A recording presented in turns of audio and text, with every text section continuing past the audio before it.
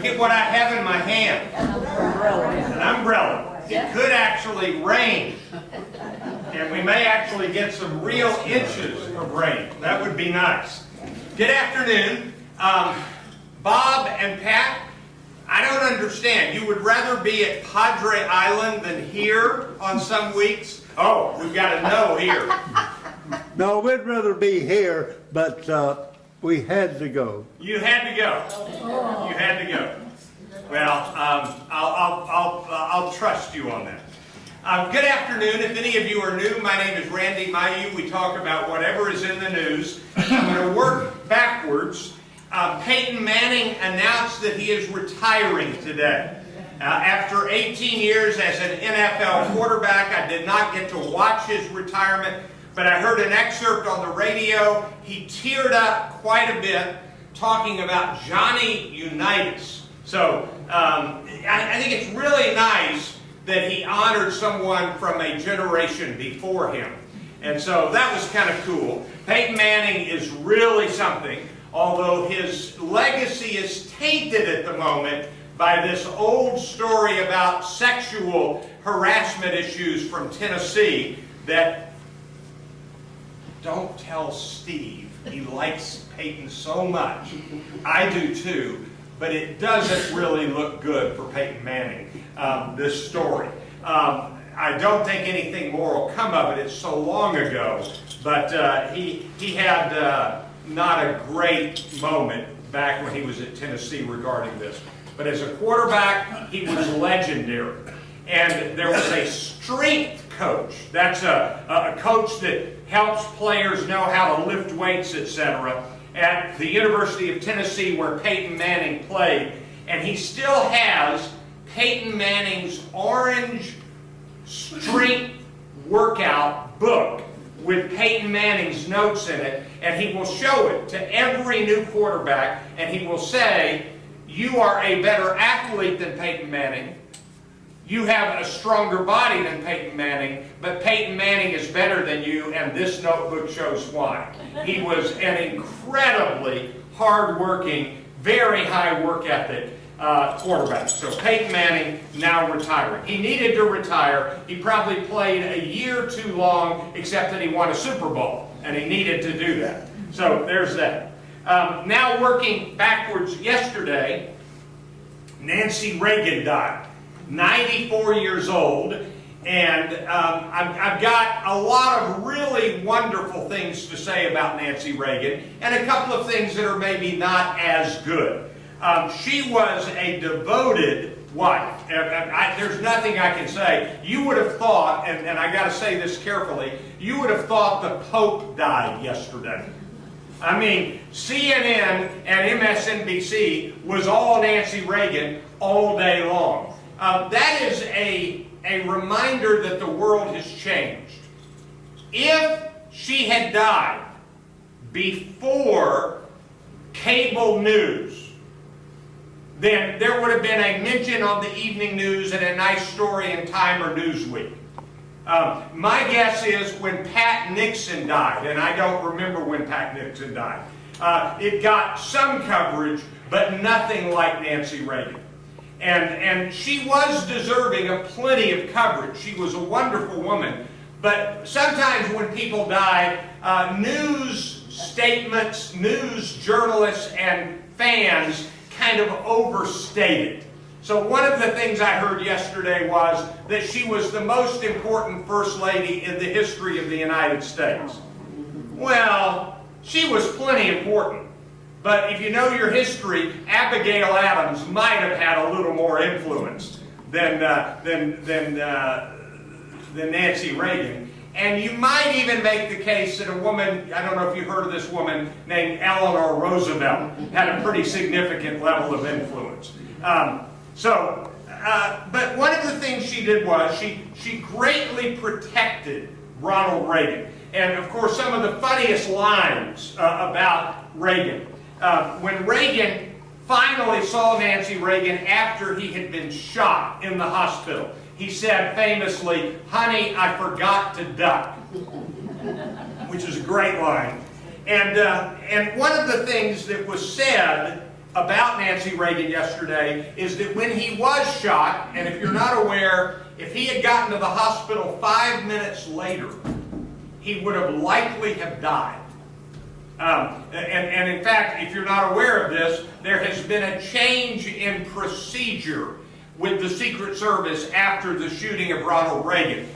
Reagan did not think he had been hit by a bullet, and neither did anyone else in the car, and so they were headed back, I think, to wherever it was he was, and at one moment on the drive, Reagan began to faint or lose consciousness, and they quickly went to the hospital. And now, if there is any attempt on a president, the drive is immediate to the hospital. Whether they think the president has been hit or not, they're going to the hospital. So anyway, Nancy Reagan went to the hospital and stayed there until he left the hospital, did not leave. And a day or so after the shooting, and I forget which person this was, somebody from the White House was going in to see him at the hospital, and Nancy Reagan stopped him and said, "You're not going in to see him. He is not ready to receive visitors." And so she protected him from that. Now, one of the controversies about Nancy Reagan actually started at that moment. And what happened was, after Ronald Reagan got back home and was recuperating, she called a friend of hers named Joan Quigley. And Nancy Reagan called Joan Quigley and asked this question: if you had been, providing astrological readings, would we have known not to make that trip that day? And from that point on, every time Reagan went anywhere, Nancy Reagan had Joan Quigley do an astrological reading. I'm not into that, so I don't know even how to word it. But she had her personal astrologer. Her name was Joan Quigley. And Joan Quigley literally, at times, reshaped travel plans for the President of the United States. So imagine that. That qualifies as a mild controversy, and if that had been known publicly, I think it would have been something of an embarrassment. But after saying all of that, of all of the things that Nancy Reagan did, especially importantly, is, you remember the Iran-Contra moment. It turns out that Nancy Reagan brought Democrats and Republicans into the White House to meet with President Reagan, and after those meetings, and all of this engineered by Nancy Reagan, Ronald Reagan went on national television and basically said, "I've been wrong about the Iran-Contra deal." And at that moment, his decline in ratings stopped going down, and it began to creep back up. By the way, here's a little history for you. Which president left office with the highest approval rating in the last few presidents? It was not Reagan, it was Bill Clinton. So, that's kind of interesting. By the way, today, President Obama has a 49% approval rating, not even 50%. Isn't that terrible? On this exact week in 2008, the last year of his presidency, George W. Bush had a 32% approval rating. So Obama is 17 points higher than George W. Bush, and I checked that literally an hour ago, so kind of interesting. So anyway, after saying all of that, Nancy Reagan died. Wonderful woman, loved Ronald Reagan, generally respected by nearly everybody. President Obama issued a wonderful statement, he and Michelle did. And if you're not aware of this, Ronald Reagan had a first wife who was kind of messed up. Can I use that term? Messed up relationally. Her name was Jane Wyman. Is that right? Have I got that right? And it turns out that Reagan, I did not know this, was her third husband. Reagan was Jane Wyman's third husband. And they divorced, and Nancy Davis discovered that she was blacklisted because she was suspected of being a communist. And the head of the Screen Actors Guild was Ronald Reagan. And a friend got her in touch with Ronald Reagan. It was a different Nancy Davis who was the communist. And so Nancy Davis met with Ronald Reagan and said, I'm not that Nancy Davis. Can you help get me off the list? And Ronald Reagan did. And if I remember what I heard yesterday on the news, she fell in love instantly. It took him just a little bit longer, was the description that was used. But he clearly deeply loved her, and we heard a lot about that yesterday. Okay, any comments or questions about Nancy Reagan? I'm going to give you just a little tidbit for you. One of the things that I read through yesterday, I think I can do this in order. Jacqueline Kennedy, Lady Bird Johnson, Betty Ford, let me get this right, Rosalind Carter, Nancy Reagan, Barbara Bush, Hillary Clinton, Laura Bush, and Michelle Obama. That's the list of First Ladies from 1961 forward. Pat Nixon. Who? Pat Nixon. Pat Nixon was, you're right, I'm sorry. Right here is Pat Nixon, and you're right, she belongs on the list. She's between Lady Bird Johnson and Betty Ford. Does anybody know what all of those First Ladies have in common? Anybody? Other than the fact that they were First Ladies. Every one of them is on record as being pro-choice. Without exception.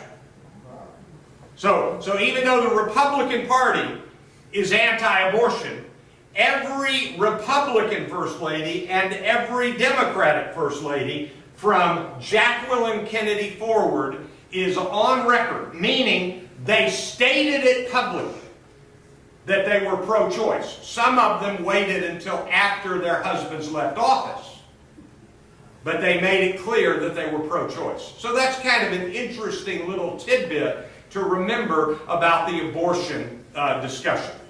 Okay, so that's the death of Nancy Reagan, and one of the things that was said, and this is absolutely true, is that the Reagan Library in California is the place where kind of the Republican presidential election now has to begin. The first Republican debate occurs at the Reagan Library in California. That's pretty, and you might remember the pictures of the candidates debating in front of the mock Air Force One at the Reagan Library. So very, very fascinating. Okay, no questions about any of that? Or about Peyton Manning? Okay. Now, we're going to say a word or two about the Zika virus, and then we're going to get to politics, which is the big story. The Zika virus is bad. It may be worse than we thought. It now looks like it's going to be spread through every kind of mosquito, and it is in fact spreading faster and farther than they had realized, than they had thought. And even though it's not apparently super deadly for the adults, it is apparently a whopping problem for pregnant women and their unborn children, leading to birth defects. It is such a big problem, and this is breathtaking, that the Pope has basically said, I'm using my language, not his, women who are of pregnancy age, childbearing age, ought to use birth control. It is the lesser of two evils than abortion. But in other words, he knows that women don't want to give birth to babies with birth defects, and he's basically waiving the rules about birth control. Now that's utterly breathtaking in terms of Catholic doctrine. And so this could have ripple effects on the Olympics. The disease is spread through mosquito bites and through sexual contact. And everybody who is a healthcare expert is saying the Zika virus could be a really, really big problem. So, that's kind of it. That's what I know to say about that. Any questions about the Zika virus? All right? Now we go to politics. On the Democratic side, you've got Hillary Clinton and you've got Bernie Sanders. Martin O'Malley has dropped out of the race. It's only these two. They had a debate the other night, last night, and there was a moment or two where it got heated. And at the end of the debate, or near the end of the debate, Hillary Clinton made this comment: even though we may have gotten a little heated, the substance level of this debate, the discussions we held, and the way we disagreed were a far cry from the Republican debate, where among other things that were stated were discussions of the possible size of Donald Trump's private parts. And over the week to 10 days before that, Marco Rubio and Donald Trump had both talked about that, and Donald Trump brought it up during the debate. I don't mean to be unkind, but this is a new low in my lifetime. And it's not happening on the Democratic side. It's happening on the Republican side. Now, have there been bad candidates who are Democrats? The answer is yes. But this is an unusual circumstance. Now, I'm going to raise an issue that I've come to understand. So let's talk for a minute about a difference between the two parties. First, I can't draw very well. There's an area of land on the East Coast. And so we're going to take Boston and go south by 100 miles. This is a very interesting little tidbit. In the 25 miles closest to Boston, on the Democratic side, Hillary Clinton got the most votes. And on the Republican side, they were split the most votes between Rubio and Kasich and Cruz, and Trump didn't get many votes within this 25 miles. When you go to the next 75 miles, and you've got a shift here. In the first 25 miles, you've got, and I'm going to use Dallas language to help us understand, you've got North Dallas and Plano and Frisco. You've got pretty well off suburban areas where income is relatively high and jobs are relatively stable. In those 25 miles, you have Hillary and you have the three Republicans splitting it that are not named Donald Trump. In the next 75 miles, you have the equivalent of dying areas due to manufacturing shutdown, lower educational rates, higher unemployment, etc. And on the Democratic side, the winner of this group of votes is Bernie Sanders, and the winner of the Republican group of votes is a man named Donald Trump. So in other words, Trump and Sanders, this is almost bizarre, are getting the same voters. Now Trump is conservative, not as conservative as Cruz wants him to be, but he's conservative, and Sanders is very liberal, but they're both getting the same votes. Predominantly white, predominantly worried about their economic health. Very interesting that that's a parallel. So, with that understanding, I want to raise another issue. Now, if you look at a political spectrum, we're going to say that this is representative of the extremely conservative end, and this is the extremely liberal end. and there's an imaginary political middle that does not last anymore, that isn't there anymore. Let me talk about the political middle.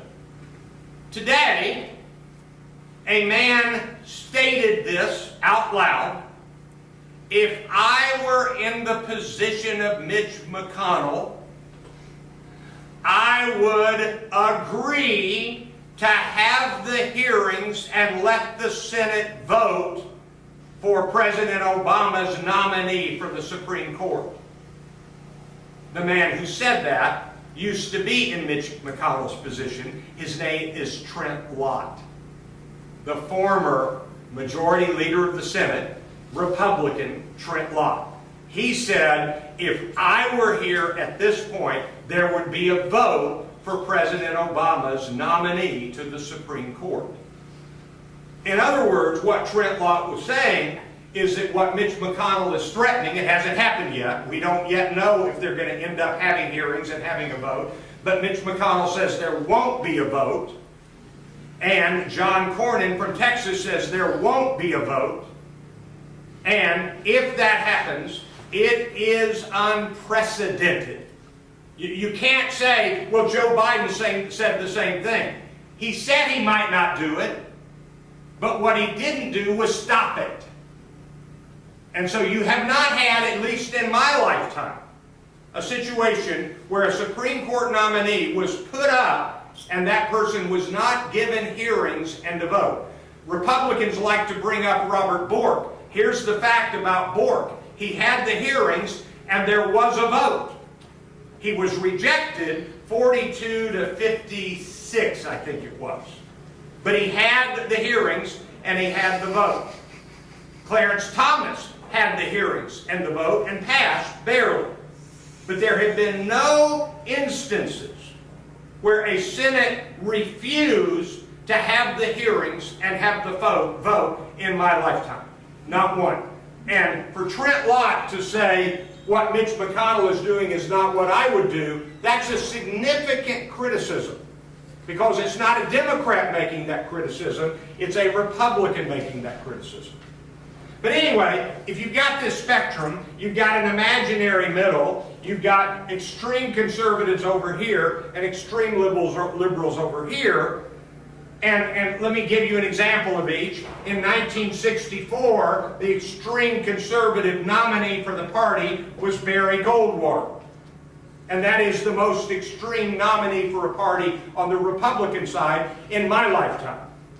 And on the liberal side, the extreme liberal nominee for the party was 1972, George McGovern. Now, there are, and I want everybody to listen to this phrasing carefully, actual socialists in this country. There are actual extremists on the environment in this country. And so there is an actual socialist party. And there is an actual green party. And frequently, those parties have nominees. No, they're not nominees. They are people seeking the nomination of that party during the primary season. And so, if you read during the primary season, there's a ballot, and it's possible to vote frequently in many states for a Green Party candidate, for a socialist candidate. And a true socialist will vote for the socialist, and a true Green Party extremist will vote for the Green Party candidate. The reason you never hear about these people getting votes during the general election is that they don't get enough votes to make it onto a ballot for the general election. So when they do, you actually have the possibility of affecting an election. So in the year 2000, not every state had a man named Ralph Nader on the ballot. But Ralph Nader was the Green Party candidate in Florida in 2000, and he got enough votes that it gave the state to George W. Bush? Raise your hand if you think that people who voted for Nader, if Nader had not been on the ballot, would have voted for Bush. They wouldn't have. They would have voted for Gore. You understand the concept? So in other words, if you don't have a Green Party or a Socialist Party candidate on the ballot for president, who do these people vote for? Do they vote for Ted Cruz? No, they vote for the Democratic candidate. We would all acknowledge that, is that right? Now, I'll admit this, you're not going to have Hillary Clinton standing up and saying, I would like to seek the vote of the American Socialist Party. Now, she can't turn down the vote, but she's not going to seek it. Everybody understand the concept? But there aren't many, but there will be a few socialists who actually vote, and when they vote in the general election, they're going to vote Democratic. On the flip side of that, in this country, there are, in fact, genuine white supremacists, racists. Well, whether you like that or not, there are white supremacist racists. Over the weekend, a group of those people put on a demonstration at the battlefield called Gettysburg, saying that they're going to launch marches and attempts to reclaim the Confederate flag in its rightful place in state after state. They said that over the weekend. All right. Now, the average Republican, you know, if there was a Ku Klux Klan party on the national voting stage in the general election, these people would vote for that person. In fact, that happened in my lifetime before I could start voting. A man named George McGovern ran for president and got a fair number of votes of Southern white supremacists. So anyway, you got white supremacists who don't have a candidate. But does anybody here believe that the white supremacists will be voting for Hillary Clinton? They will not. And in fact, the most notable white supremacist in the United States of America is David Duke. He's the former Grand Master, Grand Wizard, I think it's called, of the Ku Klux Klan. And twice, since I last did a current events in this room, twice he has endorsed Donald Trump for president. Twice. Trump was asked about 5 or 6 different times, do you denounce David Duke and the white supremacists and the Ku Klux Klan? And it took him about 4 times. First he said, I don't know who they are, and I don't know anything about them. And finally he said, I denounce them. Of course I denounce them. Now, to me, the issue is not, does Donald Trump endorse the Ku Klux Klan? The observation is interesting. Isn't it interesting that when you have a white supremacist who does say who he's going to vote for, he chooses Trump? In the same way that a socialist would choose the Democrats. And I just think that's interesting about where the two parties are at opposite ends of the spectrum. Now, a few days ago, Donald Trump did something, and it sounds, you know, innocuous. He was in a gathering, a very large gathering, one of his large rallies, and he said, I want everybody to raise their right hand. I want you to raise your right hand, and I want you to say, even if there's a hurricane or a tornado, I will vote on March such and such date for Donald Trump. And everybody raised their right hand. You can see the image on the internet. Everybody raised their right hand and stated those words. I will vote for Donald Trump on March, whatever date it was. It was for the Florida primary. He got the date wrong, by the way. Yeah. So here's the thing. That's innocuous, and he did not mean anything by it. Maybe. But, just in case you're wondering, there are now official spokespeople for Israeli groups, Jewish groups, who are saying that is too reminiscent of Adolf Hitler and Nazi Germany.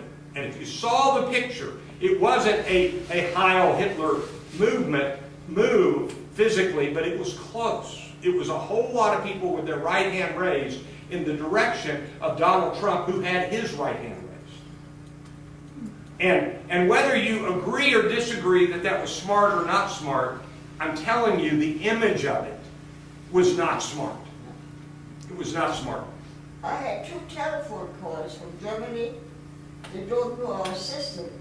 And they said, has Trump been elected? Yeah. And I tried to tell them this is a process and so on. Yeah. But the world is watching us. Well, and I told my wife these 3 things.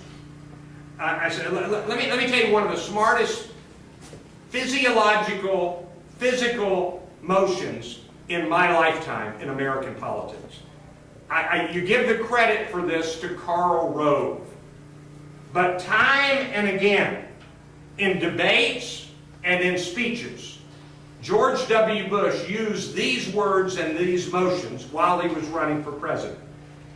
When I place my hand on that Bible, and I raise my right hand, and promise to defend the Constitution of the United States, I will be ready for that job. And he literally made the motion and used the words, place my hand on the Bible, raise my right hand to take my oath of office. He used the phrase, to take my oath of office. That was a brilliant physical capture of what would come at the end of the election. Donald Trump has done something similar in the last 2 election nights. It was brilliant. No one has ever done this. Donald Trump, instead of giving a typical victory speech, stands in front of a podium with 6 American flags behind him, and he turns it into a press conference. This is the night he's won a primary, and he turns it into a press conference. A press conference is what a president does. A victory speech is what a candidate does. This is a brilliant move by Donald Trump. But I think the raising of the right hand by the audience was a bad move by Donald Trump. You should see on social media. Yeah, it's all over. So anyway, those are kind of a few of the pieces of the puzzle. Who's got a question about any of that? Then we'll talk about where we stand in the election. I have a Bob correction. here and then here. George McGovern was a Democrat. Yeah. Yeah, you said Republican. You Well, said I that. got him on the Democrat side. If Yes, I said Republican, it was a mistake. Yeah, Barry Goldwater was the extremist conservative Republican, and George McGovern was the extremist liberal Democrat. If I said that, it was a slip of the tongue, my apology. It wasn't a lie, it was a mistake. There's a difference. Okay, right here.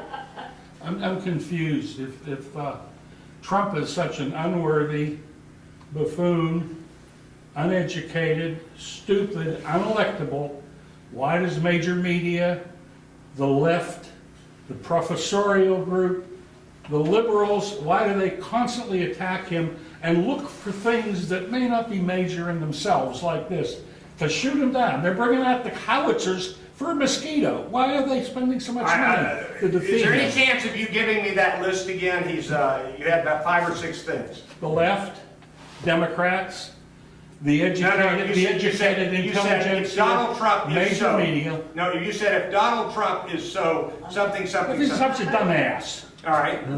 One of the words you said was stupid. I want to go on record. I do not believe Donald Trump is anywhere near stupid. He is a very smart man. So I want you to know that. You're interesting about all that. You are certainly right. He owns the media. I don't watch Fox News. But on both CNN and the most liberal MSNBC, They covered Trump the other night more than any other. I mean, it was just breathtaking. So I'm going to tell you something that will be a surprise to you. By the way, the raising of the hand thing didn't get much coverage on the news. It was social media. It was social media, and it was print. It was substantive articles on websites, but not on CNN or MSNBC. But I'm going to tell you a shocking thing. Are you ready for this? MSNBC and CNN and Fox News, they're out to make money. I don't know if you knew that. I'm being a little facetious there. Yes, you are. And there is zero doubt that at the moment they get more eyeballs the more they talk about Donald Trump. Yeah. They make more money by having Donald Trump. But by the way, let me pause here a minute. Are all of you aware that the owner of Fox News just got married again? He married Jerry Hall. Rupert Murdoch married the much younger Jerry Hall.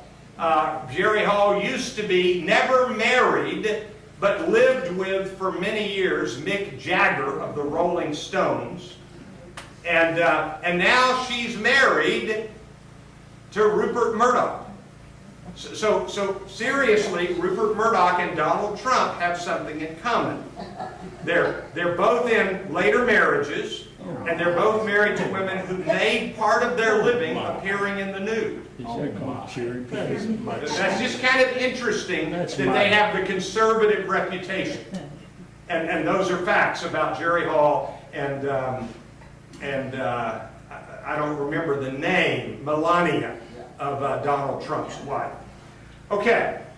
Donald Trump is not stupid. He is not stupid. And what he is winning. So let me talk about what I mean when I say he's winning. Number one, if you'll remember a little bit, 6 months ago, maybe 9 months ago, it was the common consensus that the Republicans would end up nominating a man named Jeb Bush. That was kind of the consensus 9 months ago. We were talking about how much money was being raised in the super PACs for Jeb Bush. More than $100 million. It was breathtaking, the amounts for Jeb Bush. If you go back after 2012's election, and if you're not aware of this is solid. I promise you I'm telling you the truth. The Republican Party funded a study. And here's what they said. If we do not make changes and find a way to include Hispanics. Now let me explain something to you. Here's the U.S. population. Here's the percentage of white, African American, and Hispanic. Percentage. Not total numbers, but percentage. The African American population is pretty flat in percentage. It's not growing. It's not going to grow.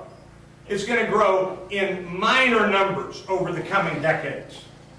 The white population is growing in number, but it is declining in percentage. The Hispanic population is climbing in percentage. So that there will be more Hispanics in some states, including California and Texas, than there will be white non-Hispanic in coming election cycles. It'll take another few years to do that. So the Republican Party funded this study and said, we are going to do everything we can to increase the inclusion of Hispanics and the outreach to Hispanics in the next election cycle. Jeb Bush was well poised to do that. I don't know if you've heard, Bush is not running anymore. And what the three main candidates have in common, Donald Trump, Ted Cruz, Marco Rubio, What they have in common is political stances that do not enhance outreach to Hispanics. They're talking about building walls and not having a path to citizenship and no amnesty. Ronald Reagan was far more welcoming of Hispanics than this current Roundup lineup of Republican nominees. Yes? The problem is, he didn't have the situation that we're having with these days, too. Okay? That is the argument that Republicans use, is the situation is worse. So I'll ask you a quick question. Is the number of people coming in from Mexico up or down right now? It's down. It's down. And in fact, Barack Obama has exported more people here without documents than George W. Bush did. So the flood has become a stream. It's still a problem. Yeah, it's still a problem, but it was a problem when Reagan was president. That's what I'm saying. It may not have been as big a problem, but do you know how many people he granted amnesty to? It was 10 million, give or take. And so we're talking about a lot. But here's the point, is that the current lineup of Republican finalists in the contest have abandoned this report by the Republicans. So what you've got right now, and let me give you a little statistic for you, is there's a guy named Nate Silver. Nate Silver is the numbers guru who called practically everything correctly in the last election. And he has figured out how many delegates each candidate has to have in order to end up with the nomination in their respective parties.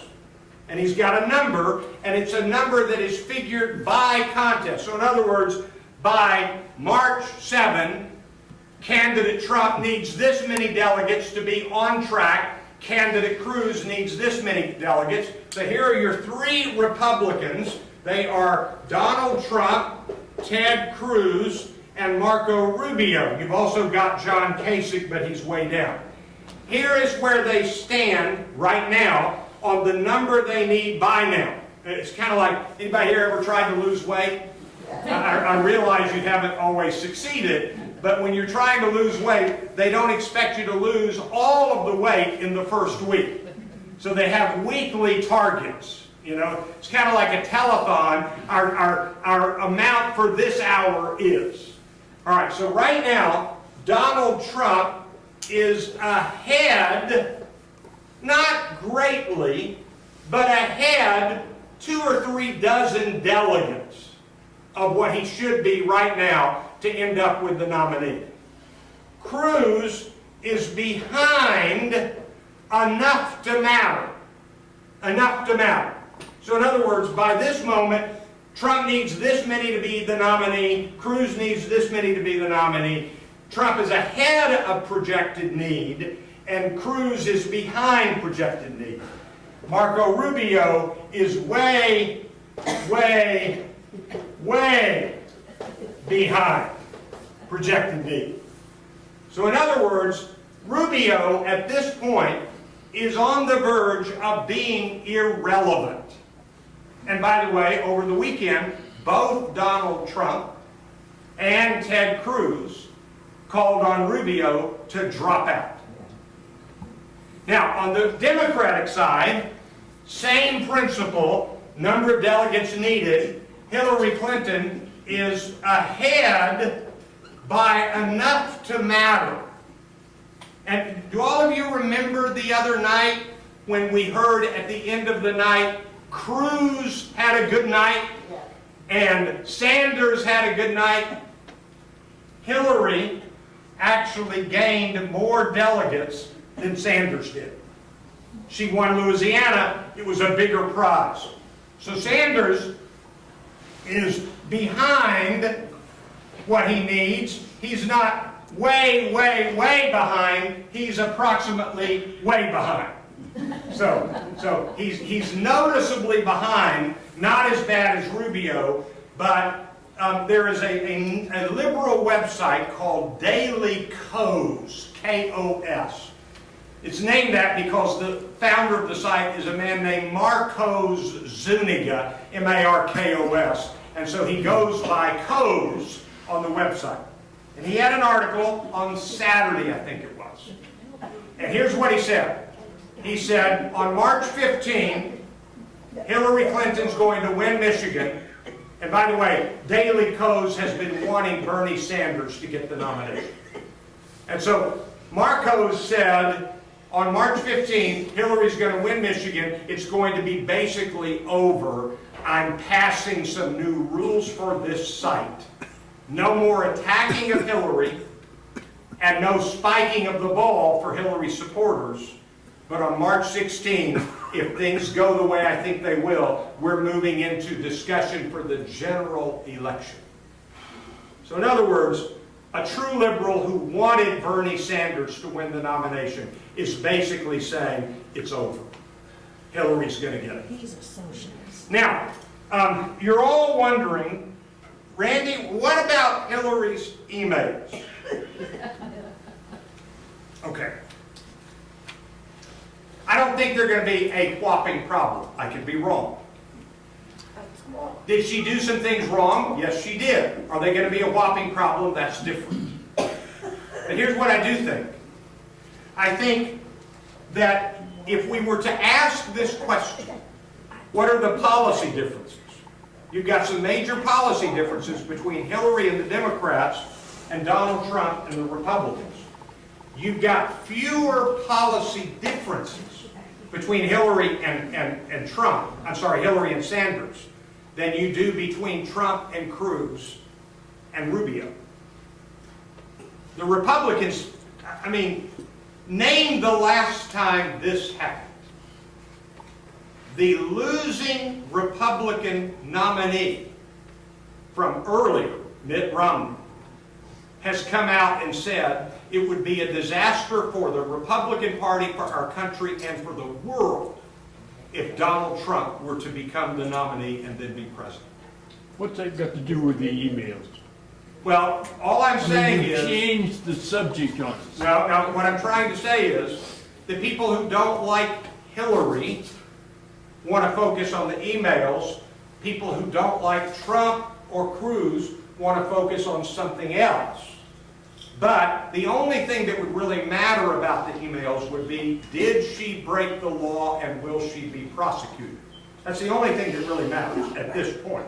Well, And I don't think she's going to be prosecuted. It bothers me that she doesn't tell the truth. I understand that. I understand that it I bothers make my point. Yeah, I understand that it bothers you, and I wish she hadn't done some of the things she did on the emails. I want you to know that I say that. But what I'm saying is that if we held, I'm trying to think of a way to say this.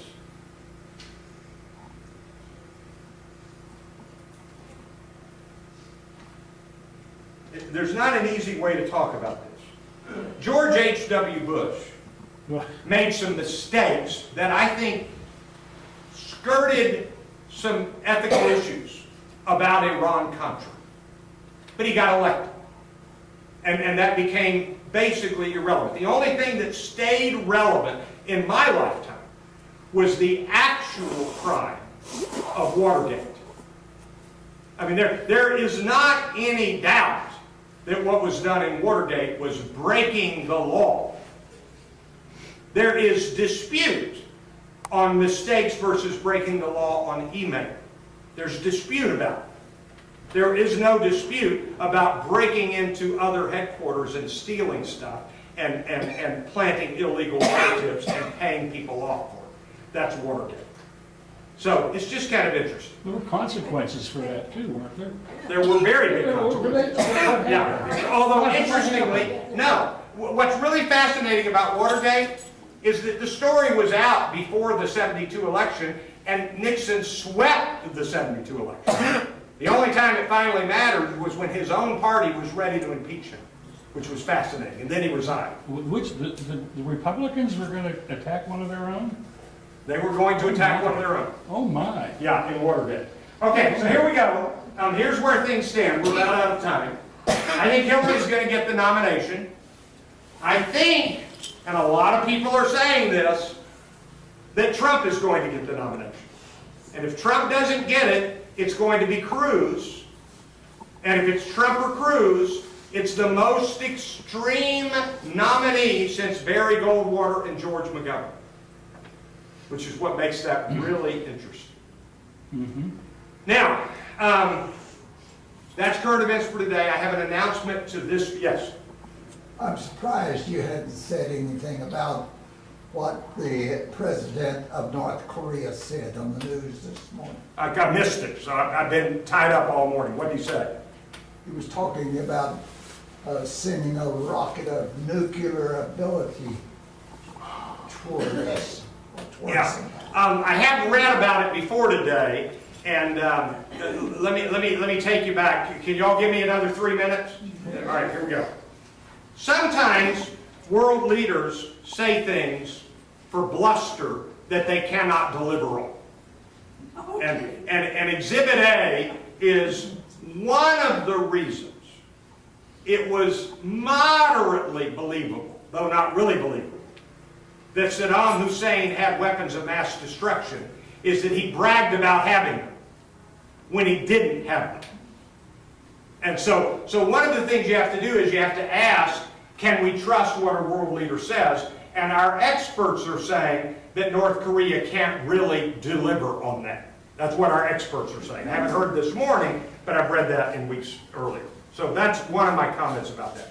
Do I think North Korea could be a real danger if they got that kind of system? The answer is yes.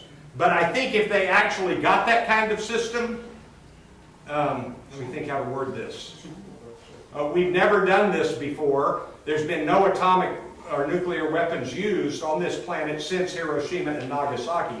But we might see a first strike if North Korea was on the verge of launching. I don't know that. Just a guess. All right, let me end with this. I haven't dealt with all the things Donald Trump said, which is waterboarding would be okay, torture would be okay, then he backed it up, and then he didn't back it up. What I think we're waiting on is what's the final tally beginning to look like on who will be the two nominees. There are plenty of Republicans who are believing that we will get to the convention without a majority, which means after the first ballot, all of the people who are pledged to Trump or Cruz or Rubio or whoever will have the freedom to change. And there are people talking strongly about drafting Mitt Romney at the convention. Not light talk, but serious talk. Yes, in the back. Address one thing. The number of votes in the Republican primary is phenomenal. Yeah, Trump's going to get those. Yeah, Trump is bringing out new voters unlike anything we've seen. And if you watch my hands a minute, Republicans are way above prior years in their primary season, and Democrats are below. Now, here's the bad news for those who think that matters. They've run the numbers, and in the last 11 elections, turnout during the primary season has not resulted in similar results in the general. But if you're a Democrat, you're worried about that, and if you're a Republican attacking Donald Trump, you're in trouble because Trump's bringing out the voters. So it's really an interesting problem. Now I've got it, okay. Immunity by the gentleman that worked for Hillary. I'm sorry, I don't know enough about that. No, I know what you're talking about. You're talking about immunity for the person who set up the email. That's the whole thing I know about. So I know that they are granting him immunity. So that's all I know. Now I need to do a personal thing. I apologize. Every now and then I have a conflict in my business speaking, and it's a weird month. I've got to cancel both of our reading groups.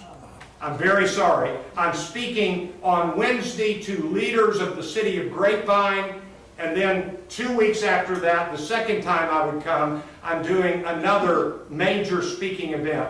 I hate to do that, but I just have to. So I will be here today, and in 2 weeks, and in 3 weeks. I won't miss any current events for the month, but we have to cancel the 2 reading groups, and I apologize. We'll come back to reading group in April. I end with this. Whether you agree or disagree, the planet has had its hottest year ever. It is getting warmer. I'll see you next time, 2 weeks from today. Bye-bye. That's a beach